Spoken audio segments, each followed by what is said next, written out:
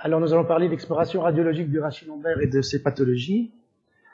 Quand on m'a proposé d'exposer, j'ai accepté avec plaisir, mais je me suis vite demandé comment j'allais présenter les choses, tellement le sujet est vaste. Soit j'avais le choix, je pouvais vous énoncer toutes les pathologies qui touchaient le rachis lombaire, pathologies inflammatoires, tumorales, infectieuses. Je pense que j'aurais fait mieux que Mesmer et j'endormirais la salle en quelques minutes. Surtout en détaillant chaque pathologie avec toutes les modalités radiologiques. J'ai donc décidé de partir de ce qu'on vit au quotidien, surtout vous, puisque les radiologues ne font pas de consultation. Et on a un patient qui arrive et dit « Un jour, je me suis réveillé avec une inexplicable douleur dans le dos. J'ai pensé que ça passerait, mais non, j'ai tout essayé. » C'est ce qu'on voit. Et le livre que vous voyez là décrit in extenso des lombalgies, avec tout le parcours d'un lombalgique jusqu'à sa résolution. Alors, c'est une pathologie qui touche énormément de personnes, puisqu'on se considère qu'il y a environ 80% de la population qui aura au moins une fois dans sa vie un épisode de lombalgie. C'est une pathologie qui touche particulièrement le généraliste, puisqu'on considère que c'est la troisième cause de consultation. Heureusement, beaucoup d'épisodes régressent, malheureusement certains par sa chronicité, et c'est responsable d'un grand nombre d'arrêts de travail. Vous voyez qu'au niveau de la Belgique, les chiffres sont un peu anciens, mais sont toujours d'actualité, même en augmentation pour le scanner et pour l'IRM. Ça représente un nombre considérable d'examens, de centaines de milliers d'examens qui sont consacrés à cette pathologie. Au CHR de la Citadelle, en l'année 2015, vous voyez que nous avons réalisé à peu près 4300 radiographies de la colonne lombaire, 4500 scanners et 3700 IRM. C'est tout à fait impressionnant. Et quand vous recevez ce genre de flyers dans vos boîtes aux lettres, vous savez qu'ils nous promettent le retour de l'être aimé, des érections si freudiennes, mais jamais ils nous promettent de guérir le mal de dos parce qu'ils ne sont pas fous, ils savent que c'est extrêmement compliqué. Alors, de quels outils disposons-nous? Nous pouvons parler d'abord de l'échographie pour dire que ça ne sert à rien, même si parfois chez les personnes minces, on peut arriver à voir le disque lombaire, les racines dans le canal rachidien. L'échographie n'a pas d'utilité dans cette pathologie. En ce qui concerne la radiographie standard, quels sont ses avantages? C'est la grande disponibilité. Il y a des tables de radiographie à peu près partout. Vous pouvez les avoir dans un délai très raisonnable, pratiquement le lendemain, et par rapport au scanner, elles sont peu irradiantes. Voilà la répartition des radiographies qui sont réalisées en Belgique. Vous voyez que la Wallonie est plus consommatrice que la Flandre, d'environ 17%, et que dans la région de Liège, nous sommes de gros consommateurs. C'est rapporté au nombre de personnes. La radiographie a quand même un avantage, parce qu'elle permet, en 2 ou 3 clichés, d'avoir une vue d'ensemble de la colonne. Elle permet également une étude statique, ce qui est parfois utile. Elle permet une étude dynamique. Ça, ce sont les avantages de la radiographie. Mais il y a 2 grands problèmes. C'est que la radiographie standard est très peu spécifique. Si je vous montre ces 2 radios, si j'en fais une description radiologique, je vais vous dire qu'il y a des pincements discaux, qu'il y a des ostéophytes, qu'il y a des condensations sous-chondrales sur les deux radios que vous voyez là. J'ai pris ces radios-là, ce sont des radiographies d'abdomen à blanc.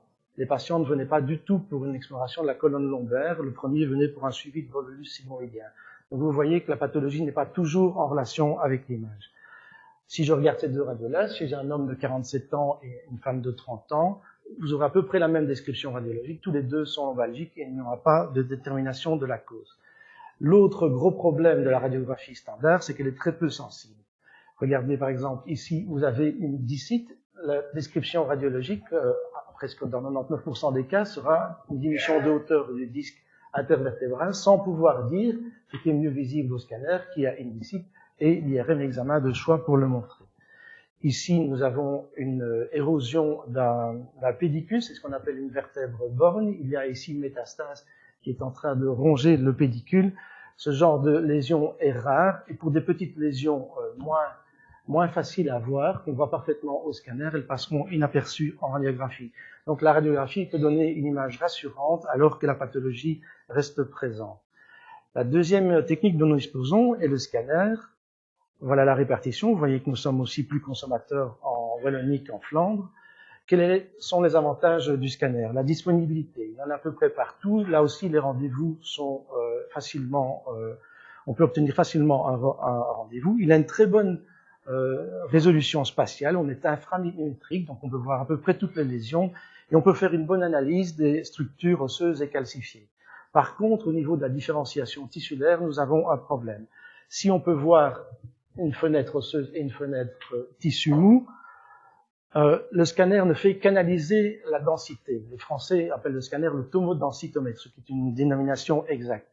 Par exemple, si vous avez ici un os ou avec une densité de environ 600 unités Hounsfield et de la graisse avec des unités à moins 110, la différence est frappante. Mais si vous avez une densité à peu près semblable comme l'intérieur de l'aorte, le disque, l'intérieur du canal rachidien ou le rein, vous voyez que nous sommes entre 86 et 12 unités Hounsfield. Et vous voyez qu'à l'œil, c'est très peu visible. La différence est très peu marquée. Par contre, l'IRM va pouvoir montrer cette différence. Regardez ici une coupe au scanner de l'intérieur du canal rachidien. Vous ne pouvez pas savoir s'il se passe quelque chose, alors qu'en IRM, vous avez un volumineux hématome épidural qui comprime le cul-de-sac dural.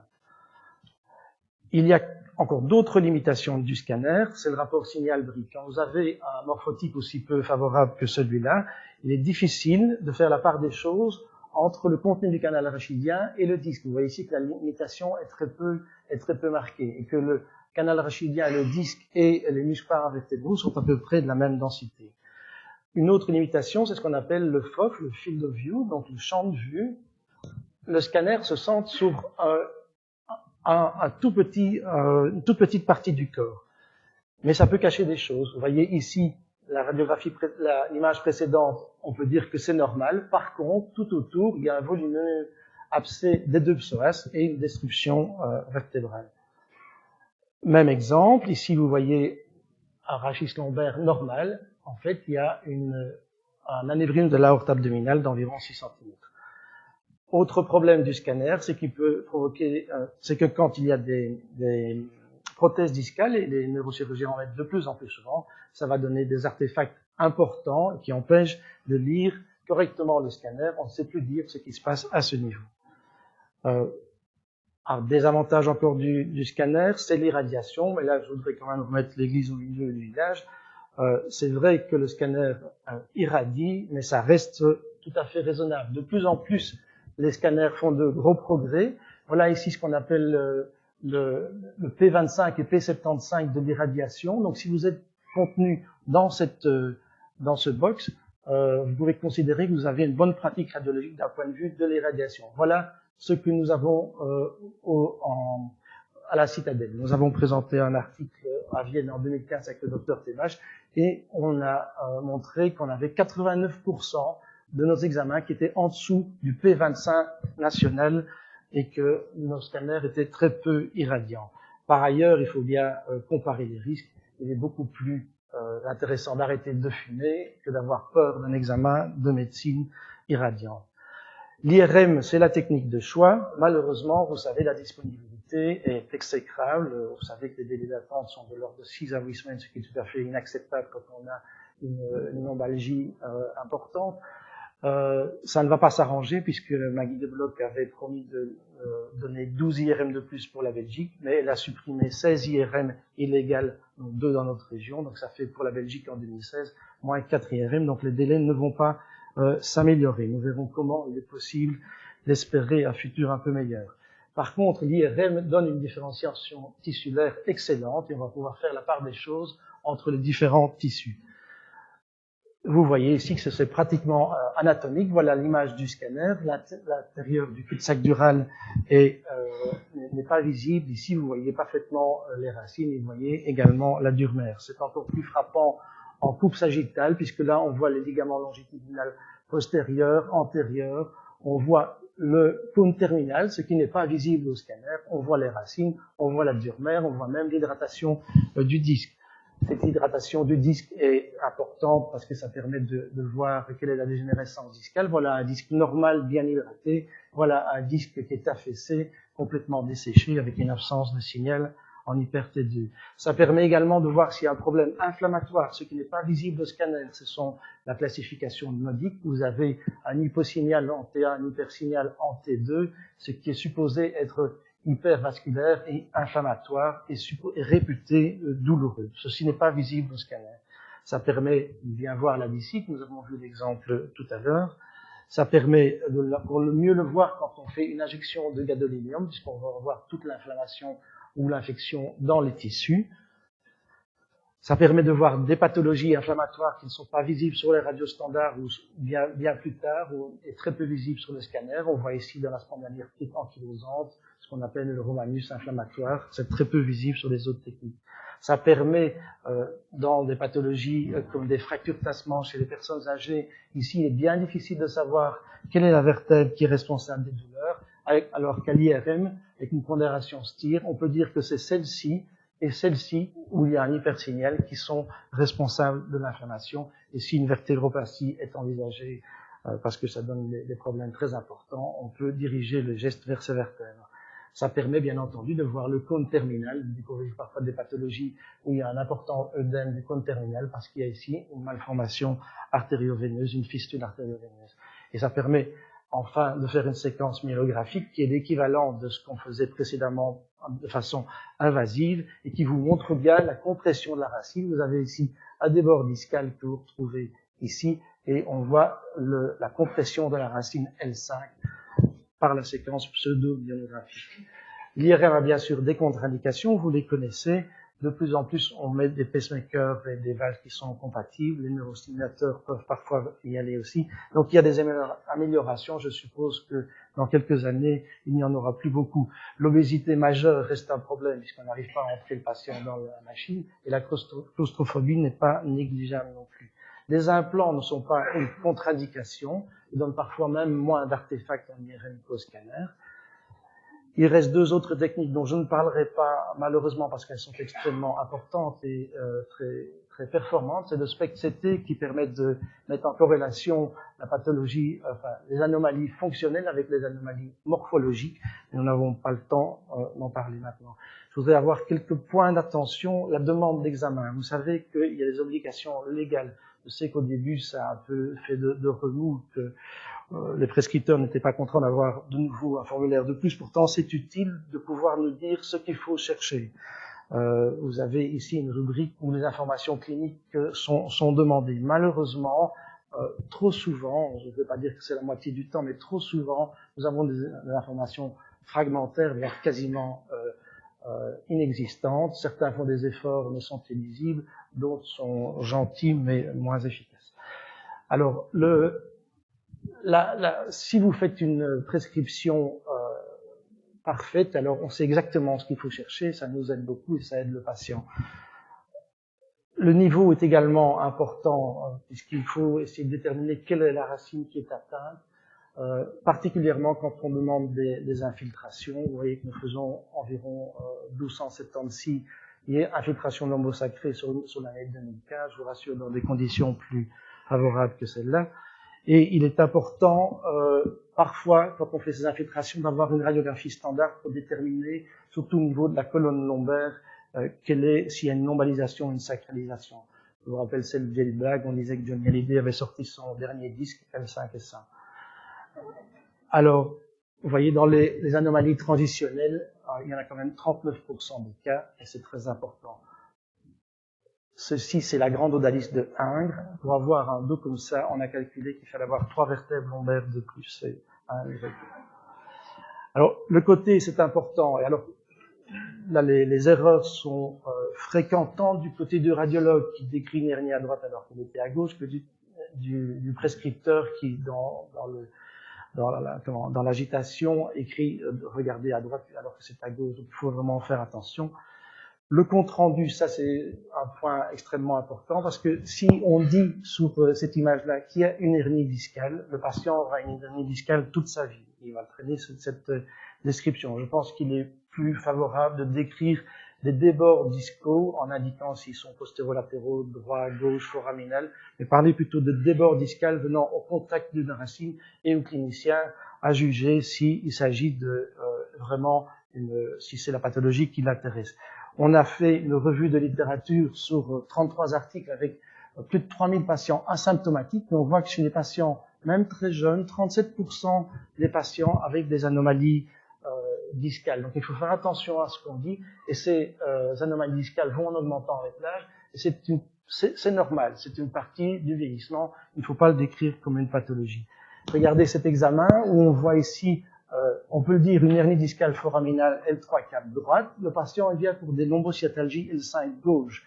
Je pense qu'il vaut mieux parler d'un matériel de même densité que le disque venant au contact de L3 droite. Ça permettra au prescripteur de manager la situation de façon plus optimale. Et je vous rappelle un exposé que nous avions eu il y a quelques années, parlant des syndromes des habits neufs de l'empereur. Un diagnostic qui a été posé il y a quelques années peut parfois se répéter d'année en année sans qu'on en ait la confirmation. Le prix, on entend souvent, je ne demande pas une IRM parce que c'est plus cher qu'un scanner, c'est faux. Le scanner coûte le même prix que l'IRM. Simplement, il y a un prix qui est donné à l'hôpital dans le DNF pour payer les machines et les infirmières, mais par examen, le prix est exactement le même. On a parlé aussi de substitution, où le radiologue pourrait dire, je pense que cet examen n'est pas le bon, on va en faire un autre. C'est tout à fait impossible. D'abord, d'un point de vue organisationnel, vous ne pouvez pas shifter un scanner en IRM, ça ne marchera jamais. Et de plus, il y a les patients n'acceptent pas bien que le radiologue dise autre chose que le médecin en qui ils ont placé leur confiance. Alors, comment servir de tous ces outils? Quand on reprend la nomenclature, particulièrement pour la colonne lombosacrée, vous savez que cette prestation ne peut être attestée pour des lombalgies aspécifiques. On va voir en quoi ça consiste et qu'on ne peut la faire plus d'une fois par an. Ça, c'est la loi. Alors, si vous voulez savoir quelles sont les recommandations, il suffit d'aller sur Internet, Guidelines Radiologie, vous avez tous les problèmes qui sont référenciés. Concernant le rachis lombaire, on voit qu'on recommande les radiographies standards pour les patients de moins de 20 ans, face profil, pour voir si ce n'est pas une scoliose, un spondylolisthésis, ou pour les patients âgés, je suis désolé, mais c'est plus de 55 ans, j'ai 55 ans, ça m'a un peu frappé, mais bon. Donc ce sont les deux intérêts. Entre ces deux tranches d'âge, il faut éviter les radiographies lombaires. Par contre, toujours pour les problèmes pré- et post-opératoires, ça reste d'actualité. Donc ils disent, en l'absence de red flags, on va voir ce que c'est ces red flags, il faut attendre un mois d'évolution non favorable, certains disent 6 à 8 semaines, un mois avant de demander des radiographies. Quels sont ces red flags? Ce sont tous les contextes particuliers. On va voir un autre tableau, comme infection, inflammation, tumeur, fracture, compression de la queue de cheval. Voilà encore un autre tableau qui nous montre dans un antécédent de cancer, perte de poids, ostéoporose, traumatisme, toutes ces indications-là, vous pouvez franchir la limite des 6 semaines. Voilà à peu près ce qu'il faut faire. En cas de lombalgie aiguë, présence de red flags, nous les avons vus. Alors il faut aller vers les examens plus spécialisés comme l'IRM ou le scanner. Parfois avec comme recommandation de faire quand même une radiographie pour ne pas être centré sur un seul niveau et passer sur une pathologie au-dessus. Et s'il n'y a pas ces red flags, il faut attendre et voir s'il n'y a pas moyen, s'il n'y a pas une résolution de cette pathologie sans examen. Ne pas oublier qu'il y a également des lomboradicalalgies non dégénératives. On peut avoir des néoplasies du petit bassin qui peuvent irriter, comprimer des racines. On peut avoir des sciatiques dues à des compressions dans le canal pyramidal. Et on peut avoir le syndrome de Maine, qui est une irradiation à partir de la charnière dorso-lombaire. Alors pourquoi est-ce qu'il ne faut pas demander une imagerie? On vient de le dire, c'est un coût médical et social. Plus vous demandez d'examen, plus le patient se persuade qu'il a une pathologie, et moins il y a de chances qu'elle guérisse et qu'elle passe à chronicité. Voilà encore une recommandation. La radiographie conventionnelle n'a pas de place chez le patient entre 20 et 25 ans. Et pourtant, quand on regarde les statistiques, en 2011, il y a entre 25 et 35% de patients qui ont une radiographie de colonne lombaire. Alors pourquoi est-ce qu'il y a une réticence des médecins à appliquer ces recommandations? Vous les connaissez. Je ne pense pas que ce soit un manque de connaissances.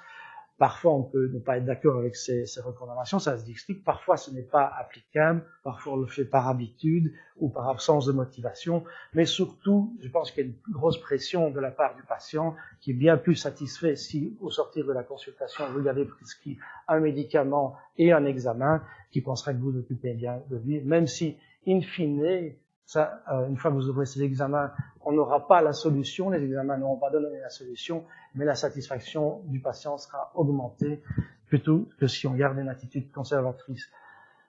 Alors, quel est le message à retenir tout ça? Mais en l'absence de ces red flags, désolé pour l'anglicisme, il faut limiter les examens. Vous allez me dire, vous êtes en train de scier la branche sur laquelle vous êtes assis, puisque j'espère que le gestionnaire n'est pas dans la salle, vos chiffres d'affaires va diminuer. C'est pas tout à fait vrai, parce que vous savez que nous sommes en période d'austérité, même si ça ne le laisse pas montrer.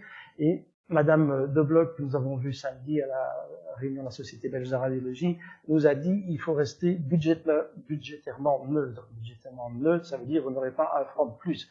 Donc, si vous voulez développer les IRM, si vous voulez qu'on puisse faire de la substitution et avoir plus d'IRM, il va falloir que le scanner et la radiographie, le coût diminue et qu'on puisse rester dans le même budget et transformer l'un dans l'autre.